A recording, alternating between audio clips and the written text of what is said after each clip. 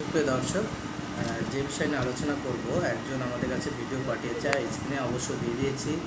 এই ভিডিওটা দিয়েছে, তার গাছ কিন্তু দ্রুত লতাচ্ছে না। অতএব দ্রুত লতানোর জন্য কী কীটনাশক ব্যবহার করতে হবে সেই বিষয়ে জানতে চেয়েছে। এখন পটল গাছের ক্ষেত্রে যদি তুমি দ্রুত লতাতে চাও, তাহলে তোমাকে ব্যবহার করতে হবে অ্যাবামেকটিন।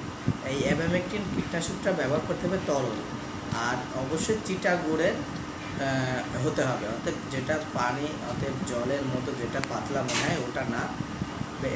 এই কীটনাশকটা নিবা, কিন্তু চিটা গুড়ের মতো গাঢ় হয়। এই কীটনাশকটা নিলে পারে তোমার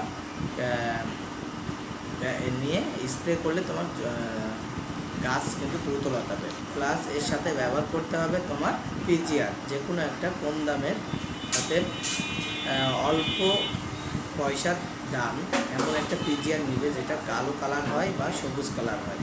এই দুইটা কালারের ওষুধ তুমি যদি ব্যবহার করো, তোমার গাছে অবশ্যই লতাবে। আর অবশ্যই আরেকটা জিনিস খেয়াল রাখবে, যখন তুমি জমিতে সার বা কোনো কিছু ব্যবহার দিবে, তখন অবশ্যই এর সাথে জিঙ্ক, অর্থাৎ সিলেটিং জিঙ্ক ব্যবহার করবে। তো আমি স্ক্রিনে কিছু ছবি দিয়ে দিচ্ছি। এই কটা কীটনাশক বাংলাদেশ বলো, ইন্ডিয়াতে বলো, যে চীন দেশে বলো, যে কটা দেশে তুমি পাবে, অবশ্যই সে কটা দেশ থেকে তুমি সংগ্রহ করতে পারবে। দোকানে গিয়ে অবশ্যই এই গ্রুপের যে কোনো কীটনাশক নিতে পারবে। তো এই ভিডিওটা এই পর্যন্ত ছিল। যেহেতু তিনি ভিডিও দিয়েছেন, তোমাদের ভিডিওটা সম্পূর্ণ দেখাবো,